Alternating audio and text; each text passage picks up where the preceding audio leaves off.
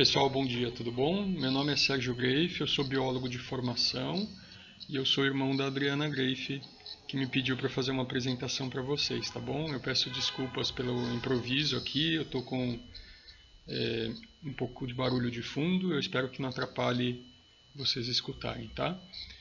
O que a Adriana me pediu, eu sei, primeiro parabéns para vocês pela iniciativa, né, de ter um condomínio aí voltado apenas para pessoas veganas, né, uma comunidade de pessoas veganas que além disso, além de todos vocês terem a mesma ideologia, né, por trás do veganismo, mas também a proposta de vocês de criarem um santuário de animais.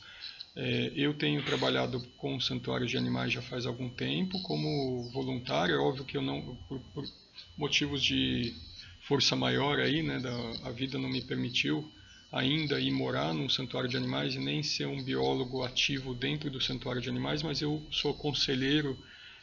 Por exemplo, eu estou envolvido com o pessoal do Santuário Rancho dos Gnomos, não sei se vocês conhecem, né? O Santuário de Elefantes. Eu sou mais um consultor, né? Um consultor pro bono, porque eu não recebo nada por isso. Às vezes eu até contribuo financeiramente com esses santuários. Mas a minha proposta é sempre trazer a melhor solução para os animais. Então eu tenho me empenhado em retirar animais de zoológicos ou de outros lugares onde eles estão em exibição e destiná-los para santuários de animais. Mas só a palavra santuário de animais não quer dizer que os animais estão melhores, né? Então a gente tem que ficar de olho também, porque muitas vezes se diz que o animal está num santuário e que ele agora está em liberdade. Na verdade, às vezes um santuário não quer dizer um lugar muito melhor para o animal. Então a gente tem que ficar mesmo de olho e proporcionar para os animais o melhor para eles, né? Claro, porque vai ter, é como a ideia de proteção animal, né? Muitas vezes aquela pessoa que acumula um monte de cachorros e de gatos num terreno, não dá conta de alimentar os animais, não dá conta nem de limpar a sujeira deles, fica um animal empilhado em cima do outro, às vezes um animal morre ali no meio, a pessoa tem tantos que nem percebe, então eles acabam um se alimentando do cadáver do outro. A situação é terrível, né? Eu acho que vocês todos estão familiarizados com isso. Então, a minha preocupação não é só tirar animais do zoológico, tirar eles de outras formas de exploração, mas também destinar eles para santuários de animais e santuários que sejam confiáveis, não qualquer lugar que se autodenomine santuários. A gente tem, inclusive, a proposta de criar critérios, né, do que pode ser considerado um santuário de animais e o que não pode, porque de repente um lugar onde animais se reproduzem ou eles estão nessas condições que a gente mencionou estão longe do que a gente acredita serem santuários de animais. Bom, a preocupação que a Adriana me expressou e que é uma preocupação minha que eu tenho há muito tempo é que, de forma geral, assim, quando eu começo a contribuir com o santuário de animais, eles já foram criados, né? Então, você vai lá e tem aquela miscelânea de várias espécies convivendo no mesmo espaço. Eles não são especializados em nada, né? Desculpa, eu precisei dar uma parada aqui porque tinha um barulho grande de fundo. Então, a minha proposta não é só retirar os animais da situação de exploração, mas também obter um lugar digno para eles, né? Onde eles, primeiro, não se reproduzam, porque a reprodução animal é um problema grande que está vinculado diretamente à exploração animal, e segundo, dar as condições que sejam minimamente dignas, né, para que cada espécie consiga viver da sua forma. A preocupação que a Adriana me trouxe é que um conceito que eu defendo bastante é que os santuários, primeiro, eles precisam ser sustentáveis, né?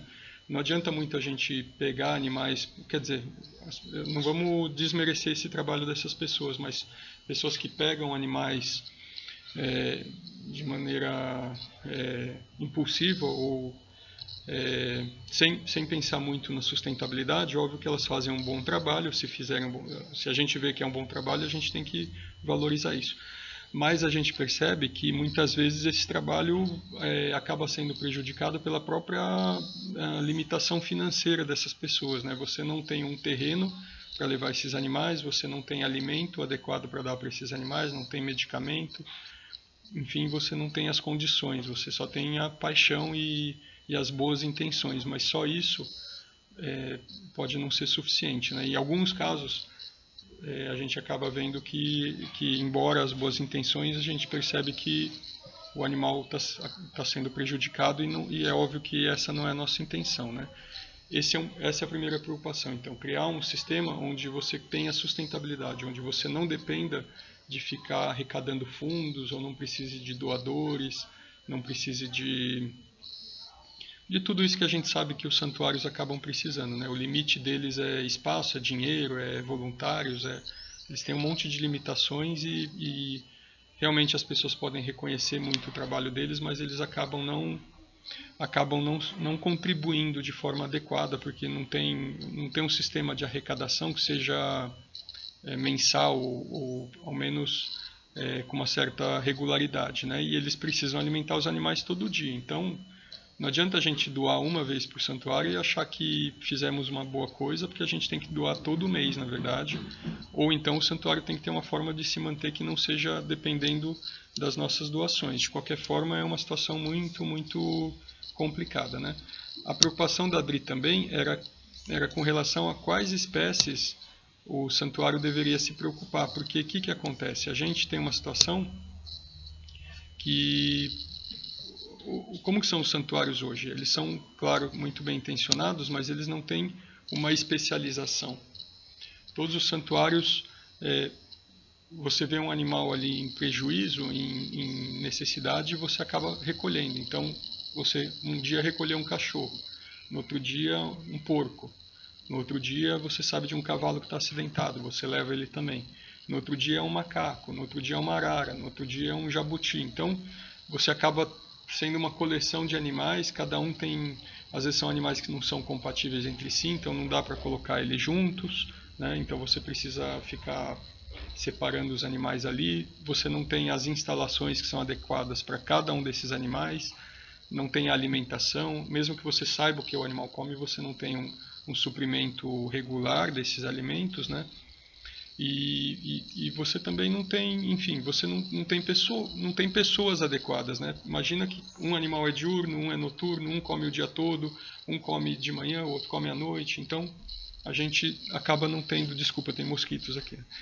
Então você acaba não tendo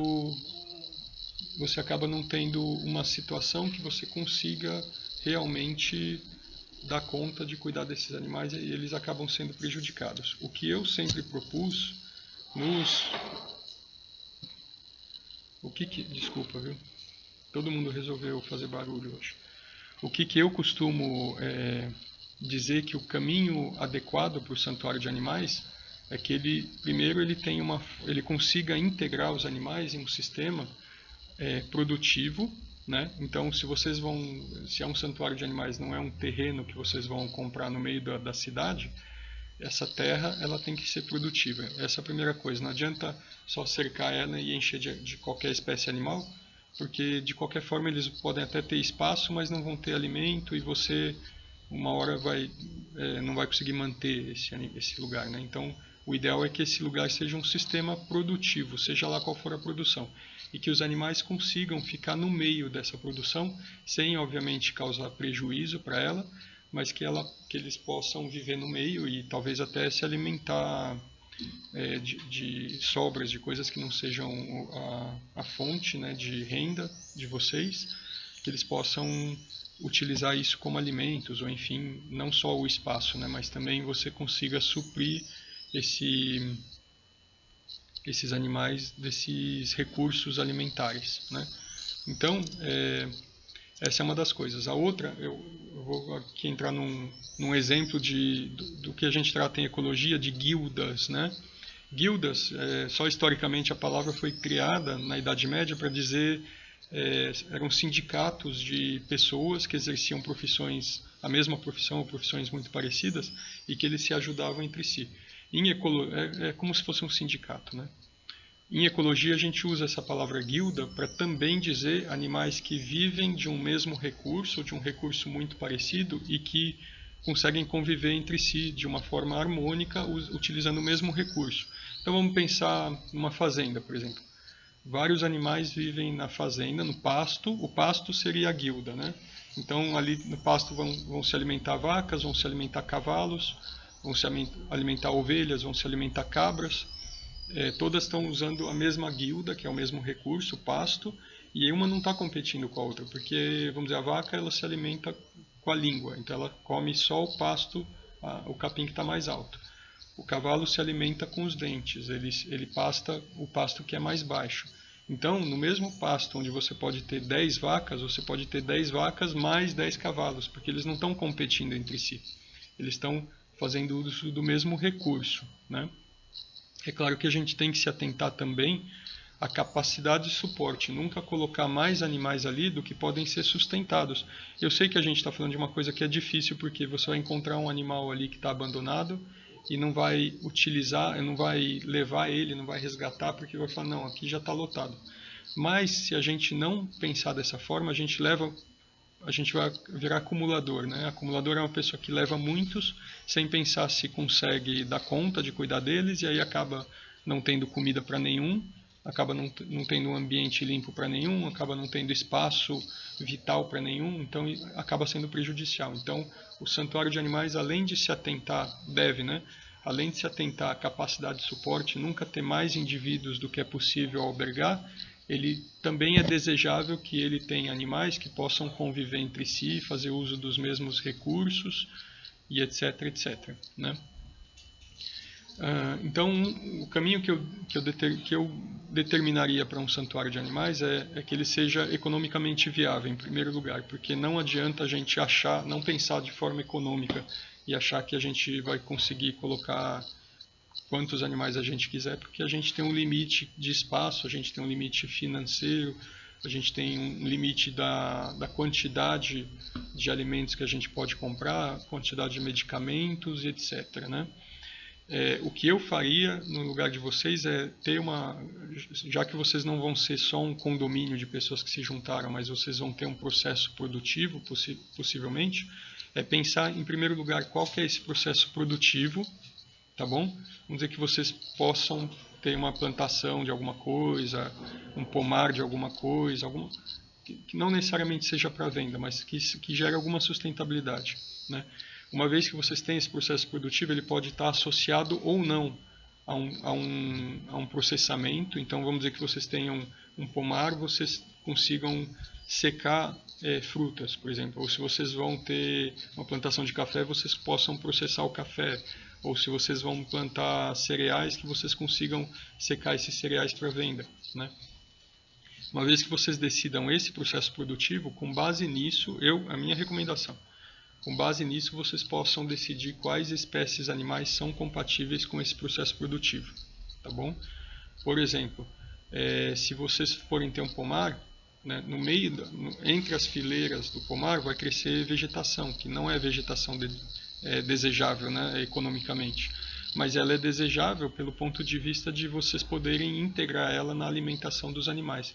E os animais, em geral, não vão ser prejudiciais para o pomar, eles até ajudam revolvendo a terra, adubando a terra. Então vocês podem, vamos dizer que vocês tivessem um pomar, eu recomendaria ali associar galinhas e porcos, porque elas vão manter o terreno, as fileiras limpas, né? Elas vão consumir essa vegetação que não é parte do processo produtivo de vocês, elas não vão prejudicar as árvores, pelo contrário, elas vão até manter limpos, asseado ali o terreno, vão manter adubado, porque galinha e porco são animais que defecam bastante e o esterco deles é bastante rico, né, em nutrientes.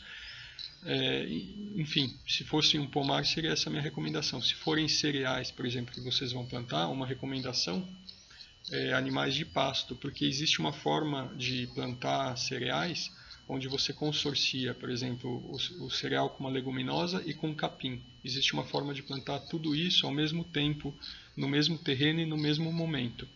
Só que o capim ele é plantado mais fundo, a leguminosa é plantada a uma profundidade média e o cereal é plantado superficialmente. Então, primeiro você vai ter a emergência do cereal, em segundo lugar da leguminosa e por último o capim. Quando o capim estiver adequado para ser consumido pelos animais, você já vai ter colhido o cereal e a leguminosa. Você depois coloca os animais ali no pasto, então vacas e cavalos, eles vão se alimentar da palha do cereal da palha da leguminosa e vão ter capim verde para se alimentar. Então é uma forma que é utilizada na exploração animal. A gente infelizmente tem que aprender de que forma que se explora animais para a gente saber de que forma manter animais. Então muito do que eu sei sobre santuários de animais foi lendo literatura referente à exploração animal. Obviamente que não a pecuária intensiva, porque ela faz uso a necessidade de muitos recursos, né? Recursos externos. Então quem tem a pecuária intensiva em geral não é quem cultiva os alimentos do animal, precisam ser comprados. Também tem muita demanda por combustíveis. De qualquer forma, é bom saber também um pouco sobre isso, mas estudando as formas integradas de produção na pecuária é que eu consigo saber um pouco de que forma que os santuários de animais devem funcionar. Então esse sistema que eu falei de plantar um cereal, uma leguminosa e capim integrados de forma integrada vem da exploração animal, né, da exploração de vacas, por exemplo, mas pode ser usado também para santuários que desejem ter esses animais. E não só vacas e cavalos, mas qualquer animal, na verdade, que se alimente de capim, né, e de palha e até de cereais, né, porque uma vez que você debulha o milho, aquele bagaço também pode servir para a alimentação dos animais.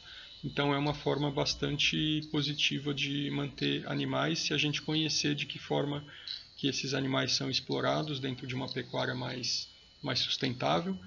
Eu não recomendo ninguém precisa estudar isso. Se vocês quiserem, eu me proponho a ser consultor de vocês nesse assunto, porque é um assunto que me interessa, apesar de eu ser contra a exploração animal, mas eu gosto de estudar as formas como ela é feita para que eu saiba como manter animais, né? Porque ninguém melhor do que o pecuarista sabe colocar muitos animais em pouco lugar, né? Mesmo que não seja na pecuária intensiva, mas na pecuária extensiva também se tenta maximizar a produção, obviamente, porque são empreendimentos que visam lucro, né?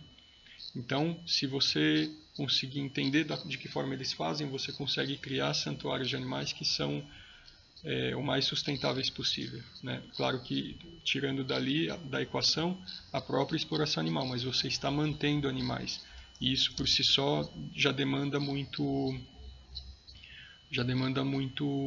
recurso, né?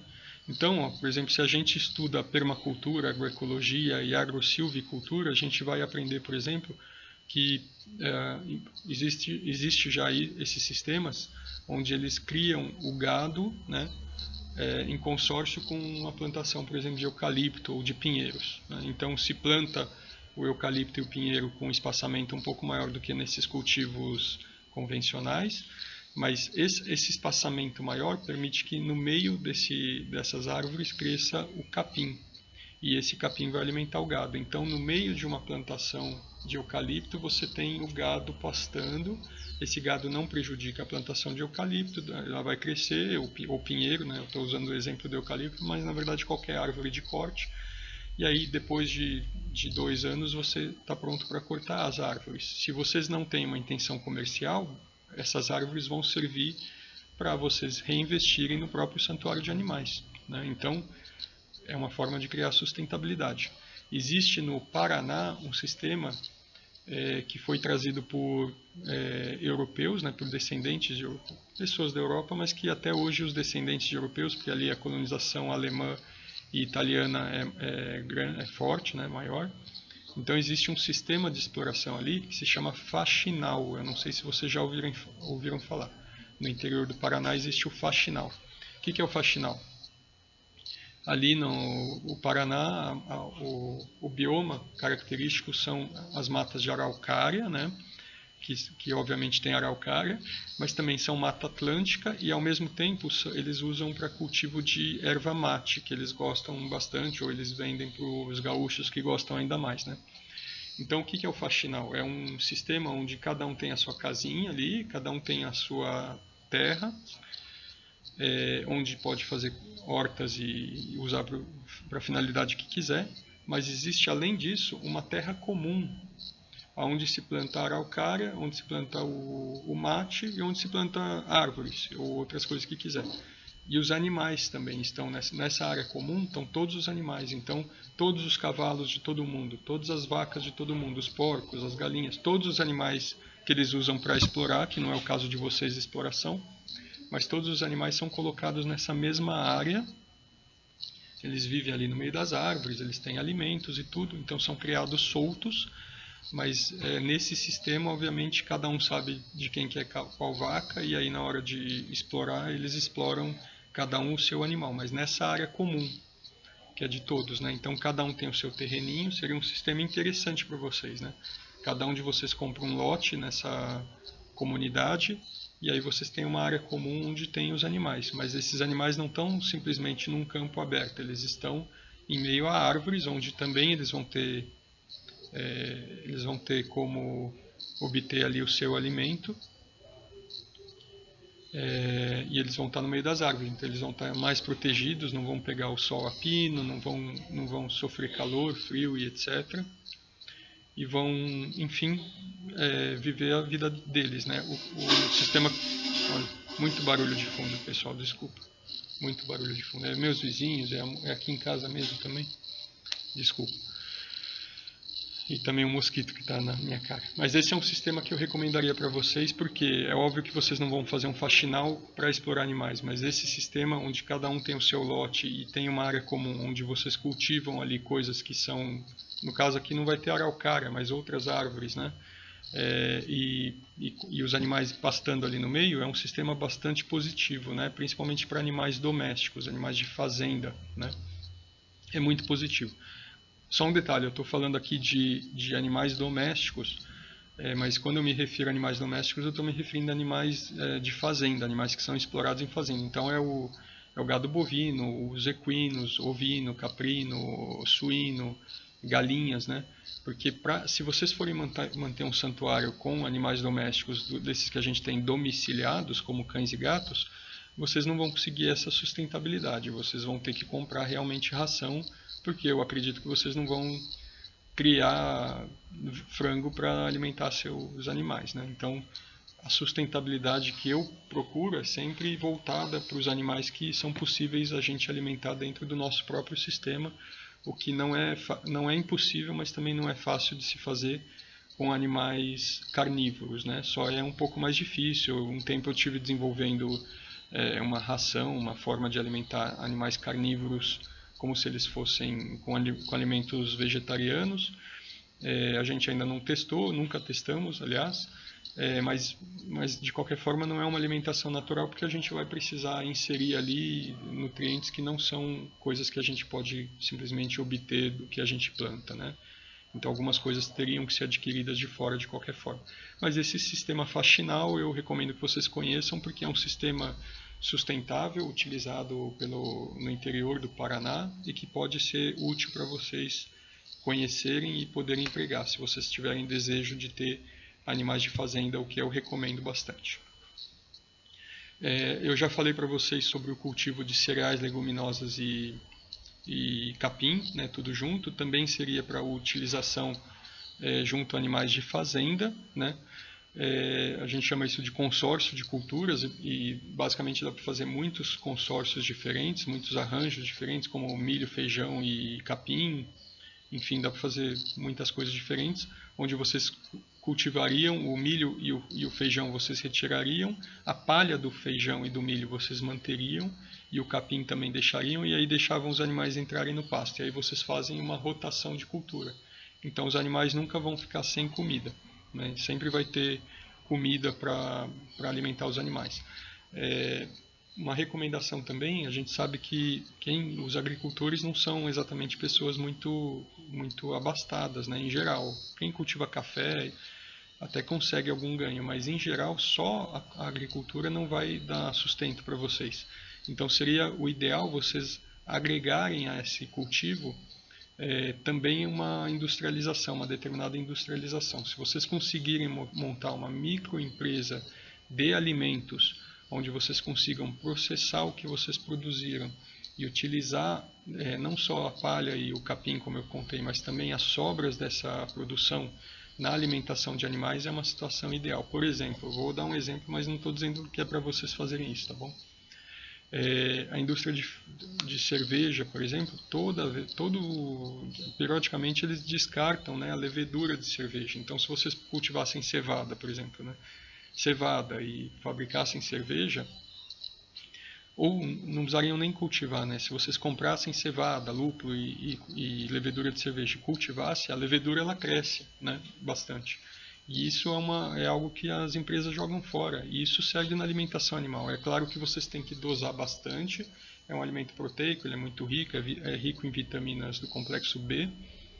Mas também é um alimento que não pode ser a base da alimentação de animais, porque, enfim, ele é muito proteico e aí acabaria prejudicando o rim desses animais. Então, é uma fonte rica de alimento, mas que não pode ser a base. Mas se vocês utilizarem como suplemento da alimentação de animais que estão recebendo volumosos, é um alimento muito bom.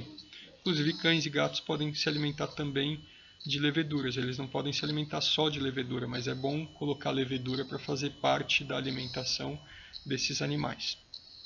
Tá bom? Então, isso seria uma interação entre a lavoura, você plantar alguma coisa, entre a indústria, que é você processar essa coisa, e a pecuária, que no caso vocês não vão chamar de pecuária porque vocês não estão explorando os animais, mas vocês estão mantendo animais. Então, a interação lavoura, indústria, pecuária é um bom jeito também de vocês manterem animais de uma forma sustentável, embora nesse caso a pecuária não seja visando objetivos econômicos, mas sim a manutenção de animais. Então, é um sistema bem legal para vocês conhecerem. Um outro sistema também que se utiliza em várias regiões, aqui em São Paulo eu acredito que não muito, né? Embora a gente tenha o cultivo de arroz aqui, mas ele não é feito em larga escala, mas em lugares onde ele se cultiva o arroz em larga escala, existe um sistema que se chama risipicicultura. A risi quer dizer arroz e piscicultura é peixe. Então você consegue cultivar não só peixe, né, mas grande parte de organismos aquáticos podem ser cultivados juntamente com uma plantação de arroz, né? Então, claro que na exploração animal se usa isso para você plantar arroz e ao mesmo tempo ter o peixe, né? Então você consegue ter dois produtos sendo produzidos no mesmo lugar. Existe um terceiro produto, entre aspas, que se utiliza também nesse sistema, que são os marrecos, né? Se cria marrecos nesse sistema. O marreco ele não vai comer nem o arroz e nem o peixe, mas ele vai comer o arroz vermelho, que é uma praga do arroz, vai comer caramujos, que são praga do arroz, ele vai defecar na água, ele vai adubar o arroz, e ele também não come os peixes. Então ele não causa prejuízo econômico, ele contribui para o sistema, para a saúde do sistema, e ao mesmo tempo no final ele está gordinho, sem ter precisado ser alimentado, porque ele se alimentou, ele se virou ali no campo, né? No final ele vai ser abatido, no final de um ano. E os peixes também, eles estão lá se alimentando, o arroz eles deixam para lá, mas eles se alimentam de todas as pragas do arroz que podem atacar. Então ele acaba no final engordando o peixe também e pode ser explorado. Então no final o risipicicultor que ainda cria marreco, ele tem 3 produtos criados num lugar só. É óbvio que eu não vou recomendar para vocês nem criar peixe e nem criar marrecos, mas vocês como um santuário de animais, vocês podem receber organismos aquáticos e essas aves aquáticas. Então, marreco, pato, ganso, etc., eles são compatíveis com esse sistema, né? E várias espécies de peixe, não só os peixes, mas também outros organismos. Por exemplo, aqui em São Paulo, a gente tem uma grande abundância dessas tartaruguinhas, essas tartaruguinhas que a gente chama de tigre d'água, Trachemis crypta. Algumas delas são nativas do Rio Grande do Sul, dos estados do Sul, né, do Paraguai, da Argentina, mas algumas foram importadas dos Estados Unidos, né? Então elas são encontradas ali, a Trachemis elegans.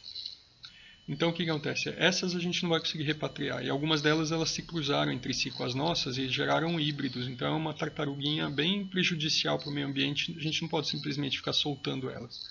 Então um santuário que seria bastante interessante seria dessas tartaruguinhas, e elas não são fáceis elas são fáceis de manter se você tem um ambiente grande, né? Elas se viram numa lagoa, se for uma lagoa grande, vocês podem colocar elas são compatíveis com peixes grandes, é claro que elas vão se alimentar de filhotes de peixes, e elas são compatíveis com aves aquáticas, elas não prejudicam as aves, nem as aves prejudicam elas.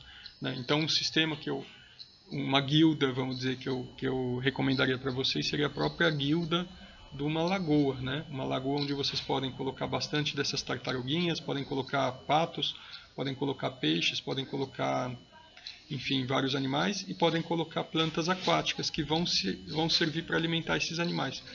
Vocês nem precisam cultivar o arroz, né? Se for uma lagoa ali que não atrapalha o empreendimento de vocês, ela não vai dar prejuízo também, né? Os animais mais ou menos se viram. Os marrecos vão se alimentar de capim, grama, os gansos, enfim. Vocês não vão precisar cultivar nada especial. E aí é um sistema que se retroalimenta, porque as fezes dessas aves vão alimentar os peixes vão também gerar fezes que também vão alimentar algas, né? As algas vão alimentar as tartarugas. Essas tartaruguinhas, quando elas são pequenas, elas são carnívoras, mas depois que elas crescem, a base da alimentação delas é vegetal.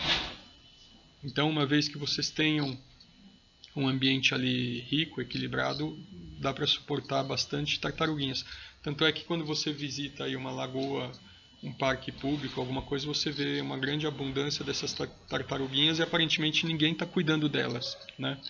Então elas conseguem se manter desde que o ambiente tenha bastante água, tenha proteção, tenha algas crescendo, né? E tenha alguma coisa que alimente essa... Nossa, tá muito barulho mesmo. Peço perdão, pessoal. Tem alguma coisa que alimente esse sistema, enriquecendo ele e aumentando a produção de algas. Eu já vi essas tartaruguinhas crescendo, eu trabalho na CETESB, né? Eu já vi essas tartaruguinhas se mantendo em sistemas de tratamento de esgoto. É claro que não na estação de tratamento de esgoto, mas em pequenas comunidades onde o esgoto é concentrado em pequenas lagoas, né? Lagoas que não são aeradas. Às vezes tem tartaruguinhas ali que foram parar ali e elas estão se mantendo. E aparentemente elas estão se alimentando talvez de peixes que são bem resistentes a esses ambientes que são anóxicos, né? Não tem oxigênio, mas elas se viram. Então não são animais difíceis de manter. A gente consegue alcançar sustentabilidade bastante fácil. A única coisa é que essa lagoa ela não pode se comunicar com um rio ou com uma lagoa externa para que não tenha fuga desses animais. Então é bom que esses animais eles tenham bastante espaço, tenham locais onde eles possam ficar sem estar dentro da água, então eles consigam tomar sol, porque isso é importante para eles, mas também é importante que eles não fujam. E uma vez que vocês têm uma lagoa dessas, vocês colocam os animais ali, esquecem que eles existem, que eles se viram, tá bom? A outra coisa então, quando a gente pensa em guilda, né, a gente pode pensar também que nas pequenas fazendas, nas grandes fazendas não é assim, né? Uma fazenda de vaca é só vaca, uma fazenda de porco é só porco. Mas quando a gente tem as pequenas fazendas, quem já foi, vai ver que existe um certo consórcio, né, de criações. Então, a mesma pessoa tem algumas vacas, tem alguns porcos, tem algumas ovelhas, algumas cabras, porque um animal acaba não interferindo na vida do outro. Então, esses animais de fazenda em geral podem ser criados juntos, né, no mesmo ambiente, um acaba não interferindo no outro, e isso por si só forma uma guilda. Então, quando a gente pensa em animais de fazenda, isso por si só já é uma guilda. Vocês não precisariam ter um santuário só de vaca, ou só de cavalo, ou só de ovelha, ou só de porco. Dá para manter esses animais no mesmo lugar, se alimentando, sendo manejados da mesma forma. O mais importante que eu penso em relação ao sistema de guildas, né, de santuários, eu comecei a usar essa palavra porque como biólogo de formação a gente usa isso em ecologia, mas na verdade no contexto de santuários de animais nunca eu vi alguém falando em guildas, né? Mas é uma especialização, vamos dizer. Também facilita o manejo, né? Muitos desses animais têm um manejo muito parecido, então é mais fácil manter animais que se alimentam de coisas parecidas, que têm um manejo parecido, para que vocês não precisem manejar de formas muito diferentes. Imagina um lugar onde você tem um santuário que seja de... Eu vou dar um exemplo tosco, tá bom? De galinhas e um santuário para corujas, por exemplo. A galinha acorda às 5 da manhã e já está com aquela fome. A coruja vai começar a se alimentar à noite. Então você já vai ter que ter 2 times de pessoas para cuidar desses animais. Um que acorda de manhã para alimentar galinhas e um que estar disponível à noite para alimentar as corujas. O ideal é que a gente tivesse animais que tenham hábitos muito parecidos, né? No rancho dos gnomos, por exemplo, a grande atividade que eles têm é no período noturno, porque a maior parte dos animais que estão ali, eles são noturnos, eles são caçadores noturnos, né? Eles são grandes felinos. Então, o casal que mantém o rancho dos gnomos e os funcionários tem que se adequar a esse horário. É claro que eles têm também animais que têm um sistema diurno, não é o sistema ideal, né? Mas quem vai dizer também para eles que eles não podem abrigar outras espécies quando a gente tem uma carência tão grande de santuários de animais? Então eles tentam suprir todas as demandas, mas o ideal, se cada santuário se especializasse em uma coisa e fosse ótimo nisso, não teria por que o Rancho dos Gnomos ter um jumento, por exemplo, se a gente tivesse um santuário para animais de fazenda que fosse capaz de receber o jumento, a vaquinha, o boizinho que eles têm, enfim, os vários animais, eles poderiam se manter focados apenas nos grandes carnívoros, que é a especialidade deles. A gente tem outros santuários que poderiam receber esses outros animais, né? Em algum momento no Rancho dos Gnomos eles tinham muitas araras, eles tinham muitos primatas. Por que não ter santuários que são só para bugios, santuários que são só para macaco prego, outros que são só para outras coisas, né? Então, o ideal, e outros só para araras e tucanos, enfim, para essas aves, né? O ideal seria que fosse assim, né? Infelizmente, a gente não tem a condição ideal, a gente tem a condição que é possível, né?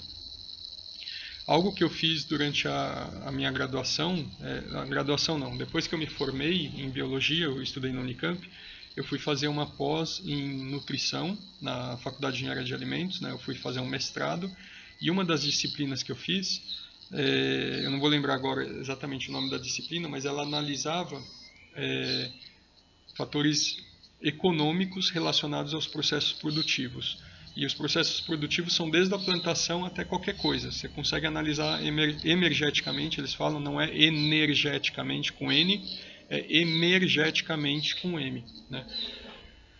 Emergia é um conceito de que toda energia necessária para um ecossistema produzir um recurso, determinado recurso, qualquer um, né? Isso está num livro de ecologia que é do Odum, é bastante famoso, né? E quais são esses recursos? Pode ser energia, pode ser matéria, pode ser serviços ambientais, pode ser serviços humanos. Então, quantas horas uma pessoa tem que ficar capinando um lugar, quantas horas ela não precisa, se ela colocar um trator para trabalhar, mas no caso de colocar um trator, quanto que ela vai gastar em combustível, e aquele combustível não é só o preço do combustível, mas também todos os processos que estiverem envolvidos na produção desse combustível. Então, a análise energética é uma forma de analisar todo o sistema produtivo com base na energia, né, que são todas essas formas de energia e matéria. É uma forma muito interessante de analisar de que forma os santuários podem se comportar, porque você pode fazer avaliações, né, do que vale a pena plantar, de quais animais vale a pena manter, com base no quê? Nos recursos que você tem em termos de espaço, de energia, né, energia do sol, energia, o sistema como um todo. Vamos dizer que eu poderia ser um santuário de ursos polares. Eu vou dar um exemplo bem chulo, tá bom? Eu quero criar um santuário de ursos polares. Mas, para manter um santuário de ursos polares aqui, numa região tropical ou subtropical, eu vou precisar ter um gasto de energia enorme mantendo um lugar um lugar resfriado, né? Então isso por si só é absurdo. Eu vou ter que importar peixes de mares frios, né, para conseguir alimentar esses animais, 1 tonelada por semana. Então, a análise energética ela faz sentido, né? Qual que é o sistema, qual que é a área que eu disponho aqui? Eu vou empregar funcionários para trabalhar nessa área ou eu vou fazer esse trabalho sozinho? Eu vou plantar alguma coisa ou não vou plantar? Tudo isso a gente tem que analisar. E a análise energética é algo que vai ajudar bastante a gente a tomar decisão. Se vocês quiserem, a gente conversa bastante sobre isso, tá bom? Para a gente ter certeza de que vocês não vão adquirir aí animais, se comprometer a tomar conta deles e no final não vão conseguir. Porque a pior coisa que a gente vê claro, as pessoas são sempre bem intencionadas, mas é a gente assumir a guarda de um animal e não conseguir manter, né? O ideal seria que a gente já tivesse planos de que forma que a gente vai manter quando a gente adquire o animal. É a mesma coisa da guarda responsável, né? Você vê a pessoa adotou um cachorro, mas ela não consegue manter o cachorro.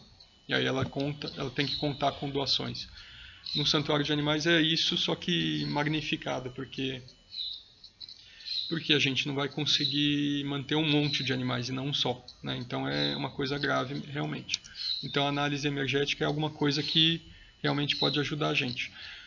Uma coisa que eu recomendaria para vocês, e eu tenho esse livro, se vocês quiserem eu deixo com a Adriana, não sei se ela tem também, mas é um livro de um cara chamado John Seymour, que fala sobre autossustentabilidade. O livro se chama, eu acho que chama Autossustentabilidade, uma coisa assim. É um cara que, o John Seymour ele já faleceu, infelizmente. Infelizmente ele não era vegano, ele era um cara que explorava animais em pequena escala, claro, porque ele tinha essas fazendinhas de pequena, de autossuficiente. Acho que o nome do livro é Autossuficiência, inclusive. E ele plantava de tudo, ele criava de tudo e ele fazia de tudo. Ele não comprava nada. Ele tentou realmente ser um sobrevivencialista, um cara que fazia tudo que consumia, né? Então é um livro interessante para um vegano e principalmente para vocês, embora tenha essa parte da exploração animal, porque ele ensina como criar animais em pequenos espaços, tentando suprir para esses animais tudo que é possível. Para vocês terem uma ideia, eu li os livros desse cara, eu era criancinha, quase não era alfabetizado, mas vendia assim fascículos, um guia chamado Vida, um guia de autossuficiência, e depois eu comprei o livro dele, devia ter uns 10 anos, um guia de autossuficiência, e fiquei, apesar dele não ser vegano, ser um explorador de animais, mas eu fiquei bem chateado quando eu soube que ele morreu, porque ele era uma fonte de inspiração para mim, apesar dele não saber, né? O propósito dele era a exploração animal, ou a vida autossuficiente, mas para uma pessoa que se interessa por santuário de animais, eu acredito que seja uma leitura super importante. Bom, já falei para vocês, então, mais ou menos essa aqui é a minha apresentação. Eu já vi que eu estou falando há 40 minutos, né? Mas só para reforçar, então, o que eu recomendo para vocês estudarem. Se vocês quiserem ler esse livro que eu falei, John Seymour, um guia de autossuficiência, depois eu vejo o nome certinho e passo para vocês. Eu não lembro agora o nome. E eu tenho ele aqui em casa, eu podia ter trazido para mostrar, né? Mas o que eu acho importante, além da leitura desse livro, que pode ser muito útil para vocês, estudarem também conceitos como agrosilvicultura. O que é agrosilvicultura? Eu já falei para vocês. É quando o cara, em vez de só fazer silvicultura, só cultivar madeiras de corte, como pinho e eucalipto, ele fazer um espaçamento maior e deixar o pasto crescer entre essas fileiras de árvores, e nesse pasto ele vai abrigar vacas. Qual que é a utilidade desse sistema? Primeiro, para o cara que explora animais ele é muito útil porque, da exploração da madeira, ele tem a exploração do gado, então ele ganha duas vezes. Segundo, ele não precisa gastar o gado se sente mais confortável à sombra das árvores do que no pasto exposto, né? Porque não vai bater muito sol e tal. Esse bem-estar se converte em maior rendimento. O gado, por incrível que pareça, engorda melhor, porque ele está numa condição mais confortável, né? Então, para vocês é um sistema interessante, porque é óbvio que vocês não vão explorar o gado, né? E quando eu falo gado, não quer dizer só bovino, tá, pessoal? Vocês podem ter cavalos, vocês podem ter ovinos, podem ter caprinos, podem ter até porcos e galinhas, mas são animais de fazenda, né?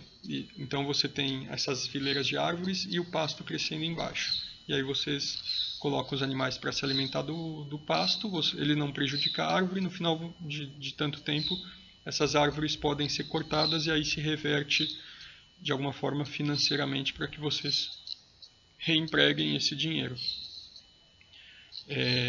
Esse sistema vocês podem fazer na forma de um faxinal, que é aquele sistema que eu falei para vocês que tem no Rio Grande do Sul, no Paraná, né?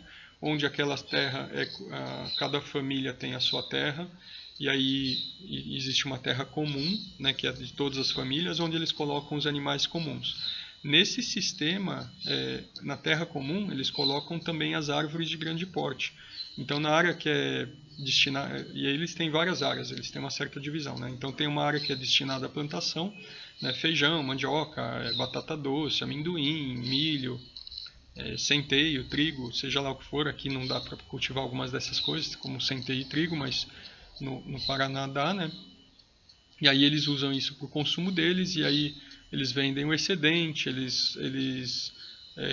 a palha o subproduto do processamento dessa colheita serve para alimentar os animais, né? E aí eles têm também a área do criador, onde eles deixam os animais, onde eles é, criam esses animais todos soltos, todos os animais de todas as famílias.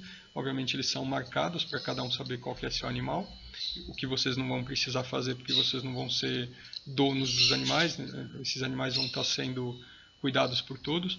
Mas ao mesmo tempo, nesse sistema onde eles soltam os animais, eles têm ali araucária e tem erva mate, que são duas coisas que a gente não vai ter muito aqui, a não ser que vocês montem em Campos do Jordão, essa comunidade de vocês, ou muito no sul do estado também a gente tem pinhão ali, tem araucária ali, mas vocês podem colocar esse sistema que eu falei de agrosilvicultura, né, que são árvores de corte, e aí a colheita dessa árvore se reverte para a comunidade de vocês e ao mesmo tempo os animais podem ser criados todos juntos, né? Então o sistema faxinal ele é bem interessante para vocês conhecerem.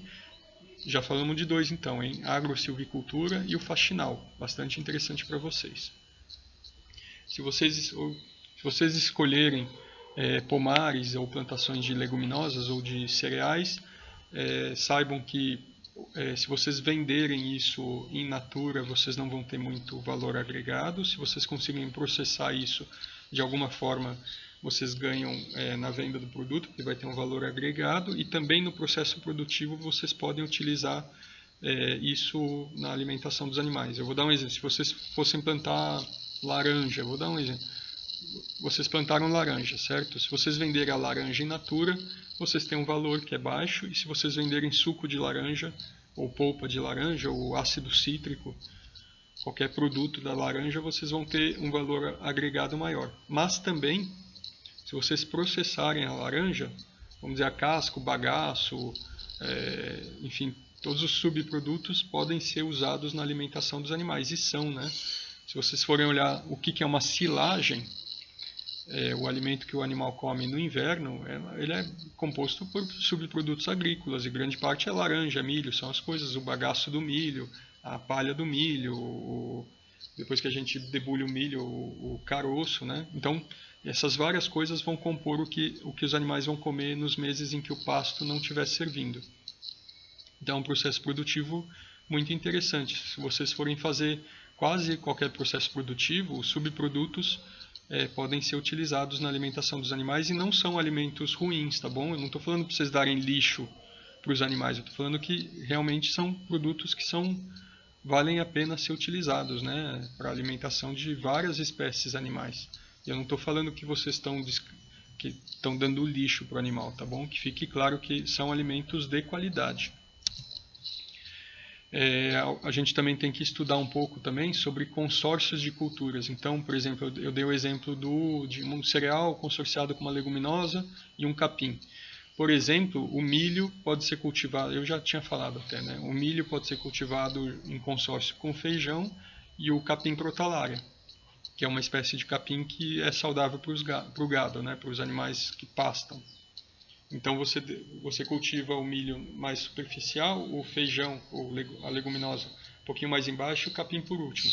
O milho vai crescer primeiro, o feijão vai crescer subsidiário ao milho, vai inclusive adubar o milho, porque o feijão ele tem capacidade de fixar nitrogênio, que é o principal adubo necessário para o crescimento de qualquer planta, né? E aí depois que você colher o milho e o feijão, você já está com a crotalária numa certa altura, você coloca o animal no campo e aí eles se alimentam não só da palha do milho e do feijão, mas também da crotalária propriamente dita, né? Então é uma forma muito positiva de consórcio de culturas. Por exemplo, também milho e braquiária, né? O capim braquiária ele não é tão rico, mas é utilizado também essa forma de consórcio de cultura. Se planta milho e braquiária tudo junto. O milho se planta um pouco antes, então quando ele já tiver crescido, já estiver sendo cultivado, a braquiária ainda está numa altura média, ela não chega a prejudicar o milho. Depois que se colhe o milho, se solta o gado no campo e aí você consegue que eles se alimentem, né? Se vocês fizerem isso numa rotação de cultura, sempre vai ter comida para os animais. E não só, vocês processam o milho, por exemplo, se vocês venderem o milho já limpo, né? Já debulhado, vamos dizer, o caroço do milho serve também na alimentação, vai servir de silo para alimentar os animais no inverno. Então é uma forma ótima de fazer o cultivo, né? Existem outros cultivos também que podem ser consorciados, por exemplo, mandioca, sorgo e feijão, né? A gente não tem o hábito de se alimentar de sorgo, embora seja comestível para seres humanos, mas a gente não tem esse hábito. Mas o sorgo serve para alimentar animais e a mandioca serve para alimentar seres humanos, né? Então, num mesmo espaço você consegue plantar mandioca, sorgo e também plantar o feijão. O feijão vai adubar os dois.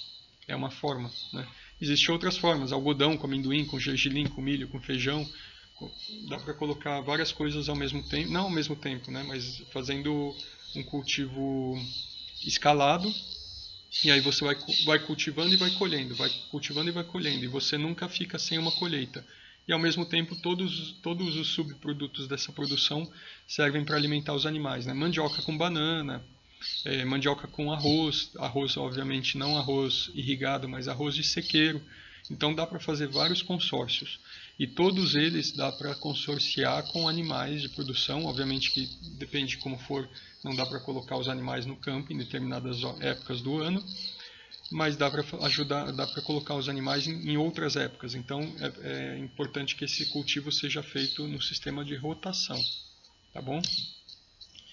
Existe também o consórcio, como eu falei, de criações. Então quem cria peixes, não sei se vocês já foram num tanque de peixe, um criadouro de peixe, mas eles em geral colocam várias espécies juntas, raramente é uma espécie só, né? Então no mesmo tanque que tem, sei lá, pacu, tambaqui, tem carpa, tem tilápia, tem várias espécies juntas, né? E a gente pode aproveitar isso também como como que eu vou dizer? É uma forma de aproveitar melhor a lagoa, né? Se você tem uma lagoa, que você tenha várias espécies juntas, né? Porque elas nem competem entre si. Uma vai ser onívora, vai comer de tudo, mas vai ser bentófaga, vai comer no fundo. A outra é onívora, mas come em cima. A outra come no meio da água. Uma vai ser herbívora, uma vai ser carnívora, vai comer insetos que estão lá. Uma vai ser enfim, todas vão comer coisas diferentes. Então uma vai comer planta, uma vai comer detrito, o cocô da outra espécie vai servir de alimento para essa. Então é legal que a gente tenha, mesmo que seja uma lagoa artificial, que ela seja muito bem equilibrada. E aí vocês colocam pato, colocam marreco, ganso, até capivara, se quiserem, porque capivara é um problema grande. A gente vira e mexe tem problema de onde colocar as capivaras, né? Então se vocês aceitarem ter capivaras com vocês seria ótimo. Também tartaruguinhas verdes. Nenhum desses animais compete entre si. Dá para colocar tudo num lugar só, tá bom? E é um sistema mais ou menos super sustentável. Se tiver plantas aquáticas, tiver uma matinha, alguma coisa assim, vocês mal vão precisar alimentar esses animais. Eles mais ou menos conseguem se virar. Que é o ideal, né, pessoal? Não depender tanto do ser humano. Tá bom? Existe um outro sistema que utiliza também esses peixes, mas utiliza suínos, né? Eu não lembro exatamente como se chama esse sistema, mas é uma suinocultura integrada com uma piscicultura. Se utiliza os porcos são criados, então o chiqueiro fica bem perto da água, uma parte do chiqueiro tem uma rampa, e aí todas as fezes dos animais são empurradas para essa rampa e acabam caindo na água.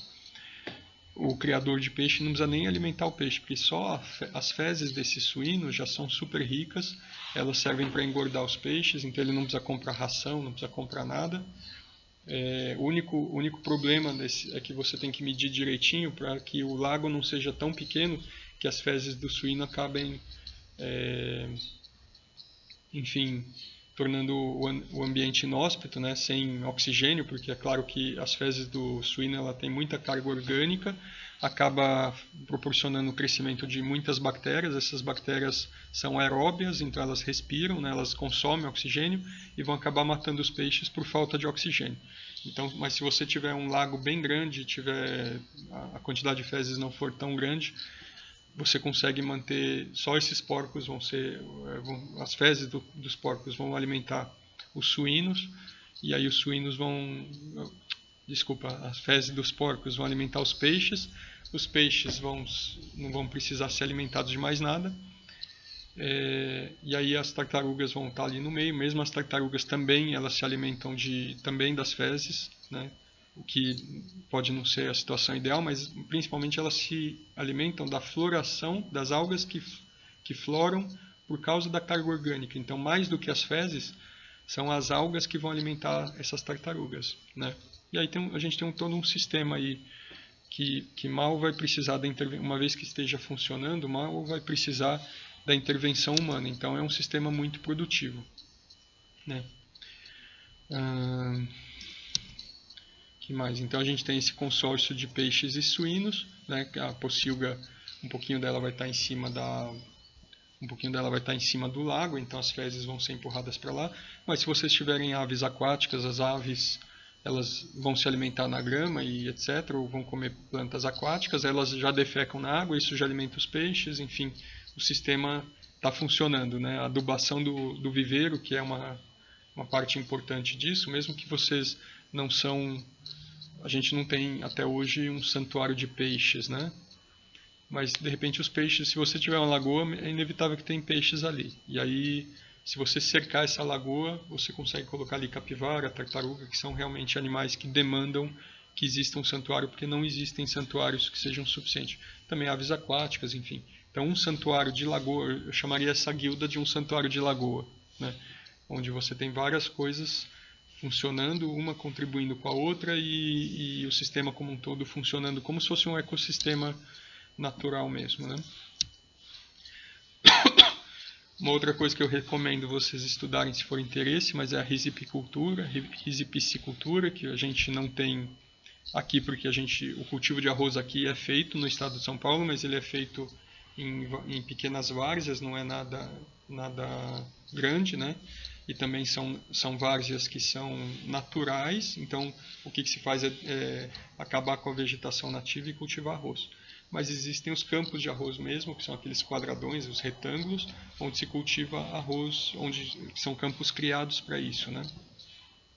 E nesse lugar, se vocês decidirem que a intenção de vocês é santuário de animais aquáticos como aves aquáticas e tartarugas, então seria uma boa opção vocês cultivarem arroz, né? Ou vocês fazem uma lagoa, como eu falei, ou vocês cultivam arroz. No caso de cultivar arroz, não dá para ter capivara, por exemplo, que elas destroem, né? A não ser que vocês consigam manejar como se fosse um sistema de rotação, mas já fica bem difícil, eu não recomendaria exatamente esse sistema. Mas se for marrecos ou outros, tartaruguinhas também não é tão fácil, porque na hora de recolher, a gente consegue recolher os peixes, porque quando a gente drena a risipiscicultura, os peixes eles vão acompanhar a água, eles vão ser acumulados nos baixios, né? Já as tartarugas não, porque elas são resistentes ao sequeiro, então quando a gente drenar esses arrozais, as tartarugas vão ficar ali no meio, então vai ser um pouco difícil. Mas se o sistema de vocês for se vocês quiserem se concentrar em aves aquáticas, é um bom sistema, tá bom? Que eu recomendo e eu acho bastante interessante. Quem quiser saber mais, estuda sobre risipiscicultura, porque é um sistema bastante interessante, tá bom? Uma coisa importante também para quem deseja ter um santuário de animais, principalmente não são animais carnívoros, né? São animais herbívoros, é que um herbívoro ele tem as fezes muito volumosas, né? E não dá para a gente tratar não dá primeiro para a gente acreditar que a gente vai conseguir espalhar essas fezes de forma adequada no campo, de forma homogênea, né? Também não dá para a gente jogar simplesmente as fezes em qualquer lugar e achar que vai ficar tudo bem, porque essas fezes elas têm alta carga orgânica, elas vão eutrofizar, se cair na água, vão acabar matando as formas de vida que estão na água. Então eu recomendo que vocês tenham esterqueiras, que vocês recolham as fezes desses animais, que vocês tenham biodigestores, O biodigestor ele vai gerar gás para vocês, então é algo positivo. E depois de curtidas essas fezes, que elas possam ser espalhadas de forma adequada nos campos, né? Mas se vocês não vão ter campos, aí é bastante difícil esse manejo de fezes. Vocês vão ter que dar algum jeito em relação a isso. Por isso que eu também recomendo que você se atente à capacidade de suporte para que os campos sejam suficientes para alimentar os animais e dessa forma que também as fezes dos animais sejam suficientes para adubar o campo e nada falte, nada sobre. Então que tenha um equilíbrio aí, por isso é importante a gente analisar a capacidade de suporte. Em geral, se calcula que cada uma vaca precisa de 2 hectares para se manter, ou 1,5 hectares, depende da forma como é feita a criação, né?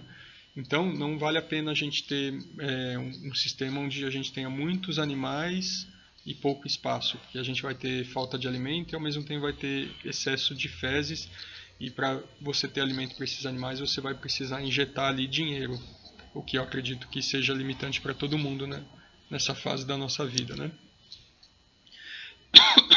Bom, sistemas interessantes também que vocês devem estudar, se vocês têm interesse, é que quando eu falei sobre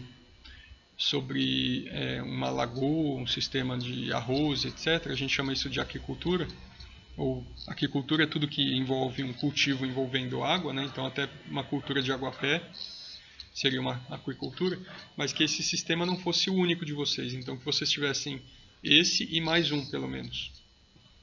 E esse sistema eles se conversam, né? Então a produção de plantas aquáticas como aguapé, como taboa, etc., ela serve para alimentar animais que não tem nada a ver com a água, né? E ao mesmo tempo as fezes desses animais servem para a lagoa, mesmo que eles não cheguem ali perto, mas vocês podem manejar, claro que de forma responsável, né? E aí a água que está nessa lagoa serve para irrigar alguma plantação, uma horta, etc. Já é uma água adubada, porque ela já está rica em nutrientes, né? Já tem peixes ali, então já é uma água muito rica, que se você usar ela in natura para irrigação, você dispensa a adubação, então é uma forma bastante sustentável de manter um sistema, né? E aí, por exemplo, das sobras dessa cultura você alimenta galinhas, do esterco da galinha você alimenta a lagoa, da lagoa você alimenta o gado, ou as próprias galinhas comem aguapé, então tem um sistema integrado que, se vocês quiserem, a gente depois desenha um que se adequa a vocês, né? Bom, então, como eu já falei 1 hora, eu vou falar mais 1 hora só, tá bom? Por favor, não se cansem. Então, alguns exemplos que eu... Desculpa, pessoal, eu vou tentar ser mais breve. Alguns sistemas que eu recomendaria para vocês, e eu não recomendaria que vocês usassem mais do que 1 ou 2 desses sistemas juntos, tá bom? Então, o mais recomendável, eu acho, é animais de fazenda. Por quê? Porque nenhum de vocês é especialista em animais silvestres, e os animais de fazenda são mantidos, eles foram domesticados ali né, há 12 mil anos atrás, há 7 mil anos atrás, então eles têm uma domesticação há muito tempo e eles estão acostumados ao trato humano. Qualquer ser humano, desde o Neolítico, consegue criar vacas e ovelhas e cabras, né? Então não são animais difíceis de manter. A minha recomendação, pela facilidade de manejo, é que vocês vocês abriguem esses animais, então bovinos, equinos, ovinos, caprinos, asininos, né? Asinino é jumento, bubalino, búfalos. Aqui no Brasil, aqui em São Paulo, a gente tem o segundo maior rebanho de búfalos do Brasil. O primeiro está na Ilha de Marajó, então aqui tem também búfalos, né? Na região sul aqui do estado. Suínos e aves de granja. São 2 sistemas um pouco diferentes, então os animais de pasto, como bovino, equino, ovino, caprino, asinino e bubalino, são animais que ficariam no pasto, e suínos e aves de granja são animais que podem demandar um outro tipo de tratamento, porque eles não se alimentam exclusivamente de pastos, mas eles demandam grãos, né? Então seria algo que eu consorciaria, por exemplo, com uma plantação de milho. Suínos e aves de granja, eu particularmente manteria eles num pomar, no meio das árvores, porque isso também ajuda a manter a sanidade do pomar. Aquele monte de frutas que caem, elas podem ser base para pragas como mosca de frutas ou outras. Então, se você tiver um porco ali fuçando embaixo das árvores, Eles vão manter a limpeza desse pomar, né? Eles vão ao mesmo tempo adubar o pomar e ao mesmo tempo se alimentar de vegetação que não interessa para vocês, como capim, plantas que não são comerciais, né? Mato, que a gente chama. E ao mesmo tempo você só precisa suplementar se você não tiver rompido com a sua capacidade de suporte, forem poucos animais por muito espaço, você quase não vai precisar alimentar esses animais, mas é óbvio que vai precisar um pouco de milho, enfim, dessas coisas, né? Tem muito barulho de fundo, eu espero que não esteja prejudicando vocês me escutarem. Mas, por outro lado, outros animais de fazenda, basicamente eles podem se alimentar só de capim, que são os volumosos, né? E com pouca suplementação de outras coisas, já que vocês não têm a intenção de explorar esses animais, eles não precisam das outras coisas que a gente em geral coloca para os animais para eles engordarem. É claro que vai precisar de um sal, né? De algum suplemento, alguma outra forma de alimentação, mas não vai ser na mesma intensidade que as pessoas que utilizam esses animais para exploração. Tá bom? E aí a gente tem a estratégia de aproveitamento de pasto que eu falei. Existem animais que se alimentam passando a língua, como a vaca e o búfalo, por exemplo, eles não mordem, né, o capim, eles arrastam para dentro da boca com a língua, então eles só se alimentam do pasto que é mais alto. E ao mesmo tempo a gente tem animais que pastam com os dentes, com os incisivos, né, como a ovelha, o cavalo, a cabra. Então você pode ter no mesmo lugar esses animais que são diferentes e um não atrapalha o outro, porque eles não estão competindo pelo mesmo pasto, né? Aí é óbvio, se vocês fossem montar esse santuário de animais em outros lugares, eu recomendaria coisas específicas. Por exemplo, do mesmo jeito que eu falei para vocês sobre a mata de araucária, se a gente fosse montar, sei lá, na caatinga ou na mata de cocais, enfim, existem sistemas onde você consegue manter a integridade do bioma, mantendo esses animais, o que é muito interessante. Então, você não precisa destruir a caatinga para criar cabras e jumentos, ou mesmo vacas. Esses animais eles podem conviver com a caatinga. Ao mesmo tempo, você pode também cultivar frutas, e aí você aproveita essas frutas para produzir polpa, né? Você pode produzir nessa área mandioca, castanha de caju, até alfarroba, que não tem nada, a gente não tem uma tradição de cultivar alfarroba, mas existe um mercado crescente pela alfarroba aqui no Brasil, né, por causa desse chocolate sem cacau. E que eu saiba, ninguém cultiva alfarroba no Brasil. A gente tem que trazer do Mediterrâneo, uma coisa absurda, porque a gente tem tanta terra aí e alfarroba é uma árvore fácil de cultivar, poderia ser cultivada na região ali nordeste. E ao mesmo tempo, por ser uma árvore, uma leguminosa, ela adubaria ali o solo, as condições para ela crescer ali são muito adequadas, e ao mesmo tempo as sobras da produção, porque se vocês processassem essa alfarroba ali, as sobras poderiam ser utilizadas na alimentação de animais, então seria bastante interessante, né? Eu já falei para vocês de aves de granja, então galinha, peru, galinha d'Angola, etc. São animais que a gente pode manter quase que também à base de pasto. É óbvio que elas precisam também de outras... São aves rústicas, né? Elas precisam de um abrigo, mas não precisa ser um abrigo grande coisa. Aqueles galinheiros domésticos já são adequados. Se a gente só cultivar milho e talvez uma hortinha para suplementar a alimentação, elas já ficam muito bem. E elas também servem, do mesmo jeito que eu falei dos porcos, elas servem, vamos dizer que você cultive, você mantém essas galinhas, esse santuário de galinhas, seja um pomar onde você, sei lá, produza alguma coisa, ela mantém a limpeza do pomar porque elas caçam insetos, elas se alimentam das sobras de frutas que não foram colhidas, elas se alimentam da vegetação que cresce espontânea, né, entre as fileiras de plantas, de árvores. Então elas são muito boas para manter a sanidade. Então elas de alguma forma contribuem para o processo produtivo e elas não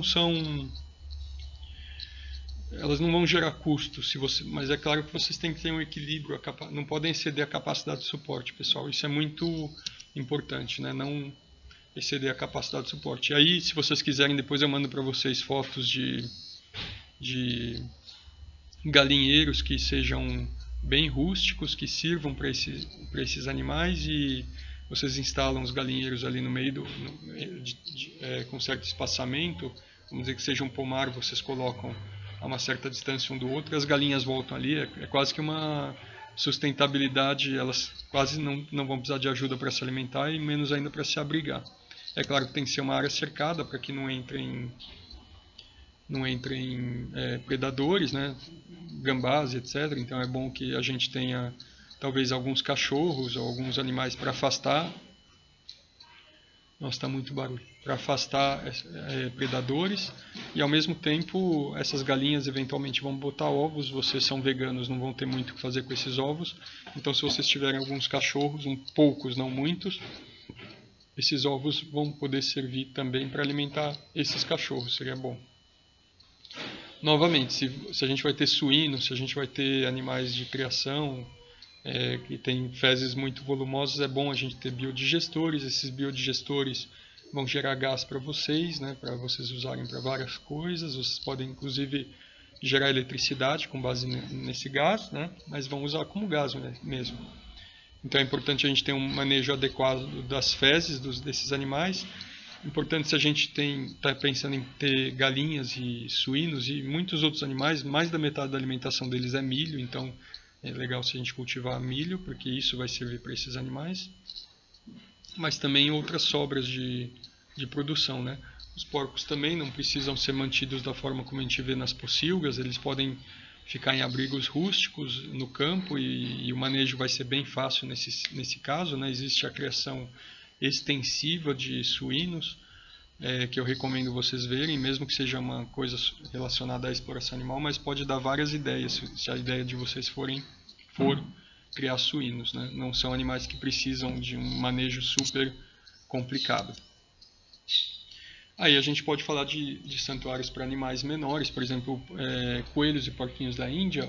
Eles são animais herbívoros, são fáceis de manter, né?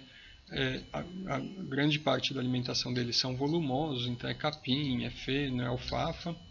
Fora isso, a gente precisaria ter umas hortinhas, né, para manter esses animais, com algumas verduras verdes escuras e cenoura, enfim, essas coisas que esses animais comem. Principalmente com os coelhos, a gente tem que ter cuidado para que eles não sejam expostos à umidade, né? Os coelhos não gostam de umidade, eles têm facilidade de adquirir, de mofarem, né, de crescerem fungos nos pelos deles, então não são animais muito bons para serem criados soltos, mesmo porque eles também cavam buracos e conseguem escapar. Então a gente precisaria fazer recintos que fossem adequados para eles, né? Eu faria esses recintos já pensando no dimensionamento, mas eu dividiria em umas 2 ou 3 áreas para dar tempo de permitir que o capim ou a vegetação crescesse nas áreas diferentes. Precisaria fazer tocas para esses animais. Tudo isso eu posso ajudar vocês, se vocês tiverem interesses que sejam porquinhos da Índia e coelhos, né? Os porquinhos da Índia, eles não cavam como os coelhos, eles não têm problema com a umidade como os coelhos, e a alimentação é muito parecida. Mas se vocês resolverem ter coelhos, os porquinhos da Índia, eles podem ser colocados juntos, eles não são animais incompatíveis, eles têm a mesma guilda, a mesma alimentação, né? Mas eles podem viver juntos uns com os outros, né? Então o ideal seria a gente ter recintos que sejam adequados para que os coelhos não cavem e escapem por baixo, e junto a gente pode ter também porquinho da Índia. E a gente tem uma grande demanda por santuários de coelhos, porque são animais ou de porquinhos da Índia, porque são animais, os coelhos principalmente, são comprados na época da Páscoa, e depois de 1 ou 2 semanas as pessoas descobrem que eles comem e fazem cocô, então acaba tendo um abandono grande desses orelhudos, e já que vocês vão montar um santuário de coelhos, por que não também de porquinhos da Índia? Fora os coelhos, também a gente pode ter santuários para outros pequenos roedores, então principalmente ratos e hamsters. Enfim, a gente sempre recebe bastante demanda, né, de pessoas querendo se desfazer de ratos e coelhos. Às vezes são esse mês, há uma semana atrás, eu recebi uma demanda grande, só que é de Brasília, acho que são 200 ratos. bem difícil, né? Então, ratos e hamsters são mais difíceis ainda de manter porque eles não são animais sociáveis, né? A gente precisaria manter cada um num ambiente separado, um recinto separado, porque a não ser que eles sejam criados juntos, eles não gostam muito um da companhia do outro. Mas ratos são animais bem compatíveis uns com os outros. É claro que a gente não pode misturar espécies diferentes, mas contanto que a gente separe os gêneros, a gente consegue resolver um problema. E também, né, ratos se alimentam basicamente de cereais e frutas, então são fáceis de manter. Seria um santuário interessante para vocês, né, e demandaria um espaço muito menor. E se vocês querem saber o recinto, eu já pensei até as formas de fazer esses recintos, né, de forma a gente conseguir manter o máximo de animais possível. É claro que precisaria ter um manejo intensivo para não... Porque os ratos, eles urinam, eles defecam na cama deles, né? Então, a gente em pouco tempo teria um ambiente pouco saudável. Então, o ideal é que a gente, se for ter ratos e roedores em geral, né, chinchilas também. Chinchila, ela é do tamanho do porquinho da Índia, do coelho, mas ela não pode ser criada num lugar aberto. Primeiro porque ela consegue escalar como se ela fosse um esquilo. E segundo porque ela é pior do que o coelho para a umidade, ela não suporta. E também não suporta o calor, né? Então é um animal que meio que não tem como escapar de ser criado numa gaiola, porque senão eles escapam, né? Mas eu criaria eles mais ou menos da forma como a gente criaria ratos e hamsters, né? Claro que em gaiolas maiores. E a gente tem que ter um cuidado especial com o manejo do esterco desses animais, porque eles realmente defecam na própria cama, então tem que ter tem uma regularidade da limpeza, né? Então o manejo tem que ser mais intensivo, mas por outro lado você consegue manter muitos animais com pouca alimentação. A alimentação é relativamente barata, são cereais que a gente consegue cultivar fácil, mesmo que a gente vá comprar, a gente não vai pesar tanto quanto se a gente fosse manter outros animais. Então, se vocês estiverem pensando em ter um trabalho muito intensivo e gastar pouco em termos de alimentação, seria o santuário que eu recomendaria. O sistema também de risipiscicultura e marrecos, né, onde vocês cultivariam arroz e criariam marrecos, e outras aves aquáticas também seriam possíveis, onde eu já falei, né, as aves elas mantêm a sanidade do ambiente, elas controlam o arroz vermelho, que é uma praga de arroz, elas controlam o caramujo, que é outra praga de arroz, então você não precisa... É uma forma de cultivar arroz orgânico, né? Você não precisa usar nenhum defensivo agrícola, nem de adubar, porque as fezes dessas aves já adubam todo o sistema. E ao mesmo tempo você não precisa gastar com a alimentação dos animais, porque quem cria os marrecos nesse sistema para engordar eles e abater não alimenta eles. Eles já se alimentam no campo, então é uma forma bem sustentável de manter animais. Óbvio que vocês não vão abater o marreco no final, mas só para vocês saberem que é um sistema que dá para fazer e que não tem custo, e no final ainda se você cultivar, se você colher o arroz, você consegue algum dinheiro para ser reinvestido, né? Santuário associado com animais de água doce, que eu falei. Se você tiver uma lagoa, você pode colocar várias espécies de peixe. Um peixe não vai competir com o outro, porque eles se alimentam de coisas diferentes, se alimentam em estratos, né, na coluna d'água diferente. Um às vezes come as fezes dos outros, então isso é bom. Também tem aves aquáticas, elas são integradas a esses... aves aquáticas, né, elas não se alimentam dos peixes e também os peixes não se alimentam delas, é óbvio. Então, quando você tem aves aquáticas, elas se alimentam, vamos dizer, você tem um campo de cultivo, alimente elas ativamente, elas vão defecar na água e essas fezes já vão servir no sistema. Né? Tartaruguinhas, que eu falei que a gente tem uma grande demanda, grande mesmo, pessoal. É muita tartaruguinha verde sendo abandonada, né? E aí a gente não tem para onde mandar essas tartarugas. Muitas delas são mortas mesmo, porque nenhum zoológico aceita, nenhum lugar aceita. Algumas são soltas em parques, mas o risco de soltar elas em parque é se a lagoa do parque se comunica com o rio, alguma coisa, elas podem escapar e cruzar com tartarugas que são nativas do Brasil e elas se cruzam, né? Essas do gênero Trachemis, elas formam híbridos, o que é muito ruim, porque são híbridos Bom, o híbrido não é bom para a natureza, né? Mas eles, além disso, eles são estéreis, então eles acabam não, eles podem ser estéreis, então eles acabam não contribuindo para a geração futura.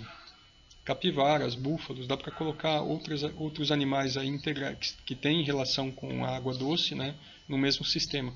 Existem pessoas que criam búfalos e capivaras, mas aí são para exploração de carne desses animais, ou leite no caso do búfalo, e já se mostrou que a capivara se dá bem com o búfalo, eles podem ser criados juntos.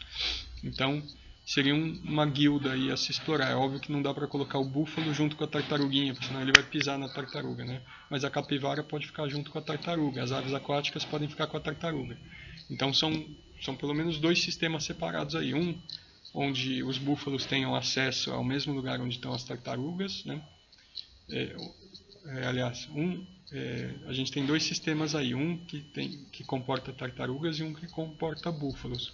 Os dois não podem ser colocados juntos, mas todos os outros animais que eu citei, ou seja, os peixes, as aves aquáticas, a capivara, eles podem conviver tanto com um quanto com o outro. Então é um sistema interessante, contanto que você não coloque o búfalo junto com a tartaruga, porque senão seria pisoteado. Mas é um sistema bem interessante, né? E o santuário de tartarugas, o que a gente teria que ter? As tartarugas, como eu falei, quando elas são muito jovens, elas se alimentam basicamente só de carne, peixe, né? Ou insetos, enfim. Mas a gente não consegue, quando a gente recebe essas tartarugas, elas já não são mais tão novas, porque o que acontece? A pessoa compra a tartaruguinha e não sabe que ela vai crescer, e também não sabe o que ela come, né? Quando eu era criança, se vendia essas tartaruguinhas na feira, falavam que elas comiam alface e banana. Nunca, elas não comiam isso. Elas morriam de fome. Quer dizer, elas acabavam comendo porque elas não tinham escolha. Você punha ela num aquáriozinho, punha a tartaruguinha, uma alface, uma banana, um tomate. Elas não comem. Não é a alimentação certa para elas, né? Mas era o que faziam. As tartarugas que tiverem sorte de crescer, elas vão ficar bem maiores e a alimentação delas vai realmente se tornar vegetariana. O ideal nessa fase da tartaruguinha pequena era alimentar elas com ou peixe desfiado ou camarõezinhos, que quando eu era criança não tinha ainda à venda, né? Nem rações não tinha. Mas essas que são maiores, elas comem basicamente algas, né? Então daria para, se a ideia de vocês for só salvar tartaruguinhas, o que já só que eu falo, mas é muita coisa, tá, pessoal? Porque a gente tem realmente uma demanda grande. Seria ter uma lagoa onde essas tartaruguinhas pudessem ficar. E aí nessa lagoa, lógico, vai ter peixes. Esses peixes possivelmente não vão servir de alimento para elas, porque são, em geral, esses peixes são tucunaré, tilápia, carpa, são peixes grandes, elas não conseguem se alimentar deles, mas eles de alguma forma têm um sistema ali de equilíbrio, né? Aí vocês plantam nessa lagoa, vocês colocam um pouco de tabu, um pouco de junco, um pouco de lírio d'água, um pouco de aguapé, um pouco de alface d'água, lótus, orelha de rato. Tem várias plantas aquáticas, algumas são flutuantes, algumas são plantas de fundo, que vão servir de abrigo e também de alimentação para as tartarugas, né? E é óbvio que esse sistema de tempo em tempo tem que receber uma carga orgânica. Então, se você tiver alguns porcos, alguma coisa, e você jogar essas fezes direto na água, não vai ser um problema, vai ser bom até porque você vai estar alimentando o sistema, né? Vai estar alimentando as algas que alimentam as tartarugas e aí as tartarugas também e os peixes também vão se alimentar disso. Então é um sistema em equilíbrio que só a única coisa que você tem que colocar ali são fezes, o que é muito fácil de se encontrar, né? Se você tiver aves aquáticas ali, elas se alimentando fora e trazendo para dentro essa carga orgânica, você já consegue um equilíbrio no sistema.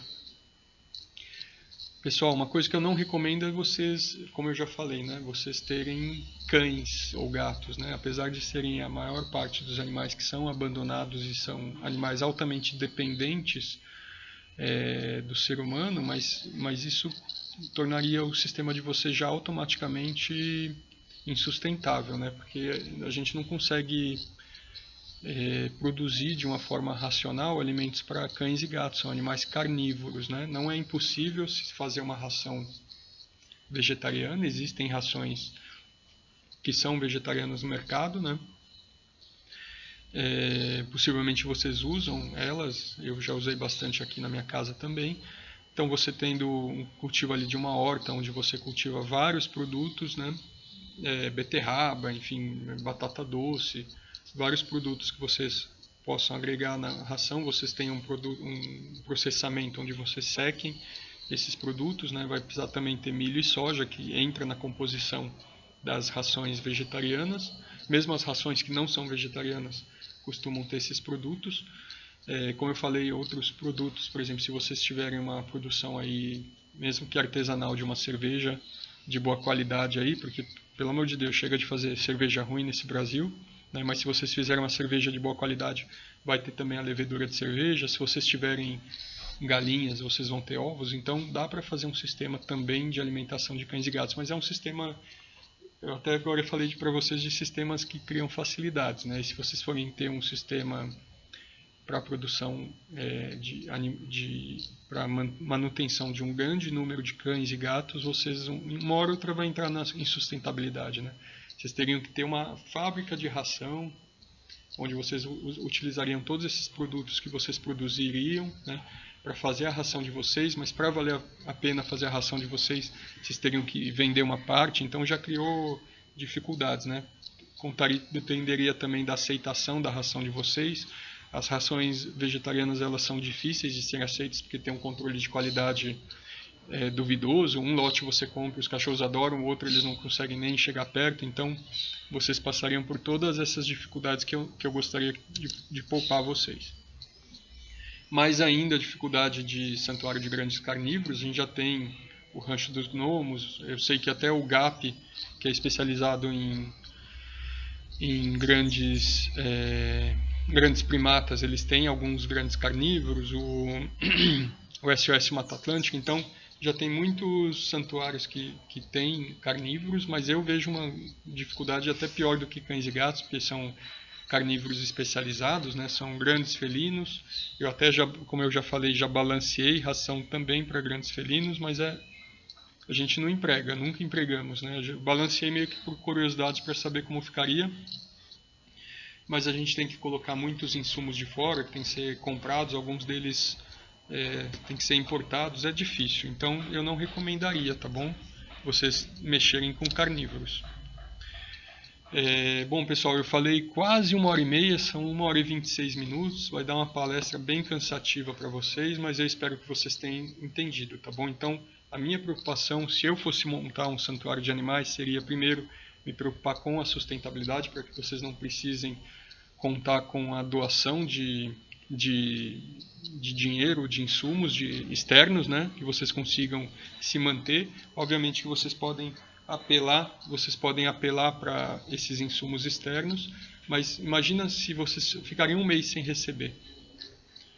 Esses animais vão morrer de fome, né? Então é bom ter sim uma certa sustentabilidade de vocês, para que vocês não precisem ficar tão desesperados recebendo recursos de fora, então que vocês consigam produzir a maior parte desses recursos que são necessários.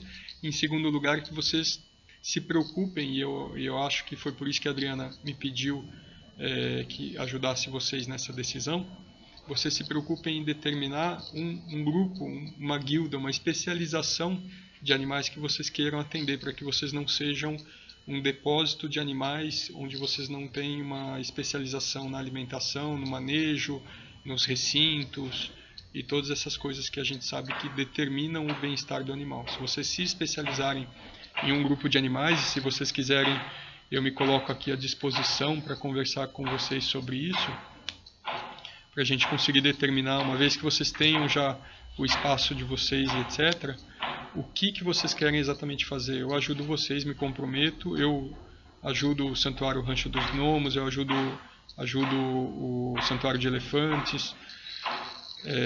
Essas decisões técnicas, elas são difíceis, e depois que a gente toma uma decisão, se ela estiver errada, é um pouco difícil a gente voltar atrás, porque a gente já tomou uma responsabilidade que às vezes a gente não consegue assumir.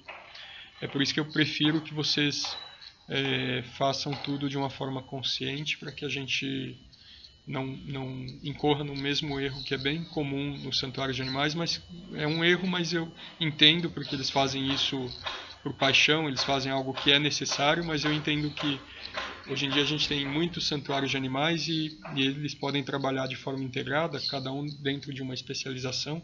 Se vocês, vamos dizer, são especializados em jabutis, vocês têm um terreno enorme, né, cultivado de que forma que eu criaria jabutis? Um terreno enorme, bem cercado, obviamente, né, para eles não escaparem, com cultivo de várias frutíferas diferentes, uma horta agregada e alguns abrigos desses animais. Um santuário, não sei onde, recebe um jabuti, não fique com ele, manda para vocês, né? Vocês já são especialistas em jabutis. Mas vocês vão receber um porco, vocês vão ficar com o porco vai comer os jabutis. Então mandem o porco para alguém que tenha porcos, né? E um santuário possa contribuir com outro. Se vocês tiverem uma produção aí, uma sobra, alguma coisa que vocês não vão usar, mandem para outro santuário de animais. E aí um trabalhando de forma integrada com o outro, todos se ajudam, ninguém acaba abrigando espécies muito diferentes entre si, e a gente consegue o objetivo que a gente quer, que é de proteger os animais, né? Esse é o objetivo final de todo mundo, de todos nós, né? Não de todo mundo, mas de todos nós que trabalhamos por eles, tá bom? Eu fico à disposição, a Adriana tem meu contato, eu sei que eu falei algumas coisas aí no meio da apresentação que podem não estar claras, eu me coloco à disposição para esclarecer sobre isso, tá bom? Fiquem à vontade para me procurar. Um grande abraço para todos e tomara que vocês tenham esse santuário de vocês ou essa terra que vocês querem adquirir, essa comunidade, que vocês tenham num curto espaço de tempo e que vocês sejam bem-sucedidos nos seus objetivos, tá bom? Um grande abraço a todos e até mais.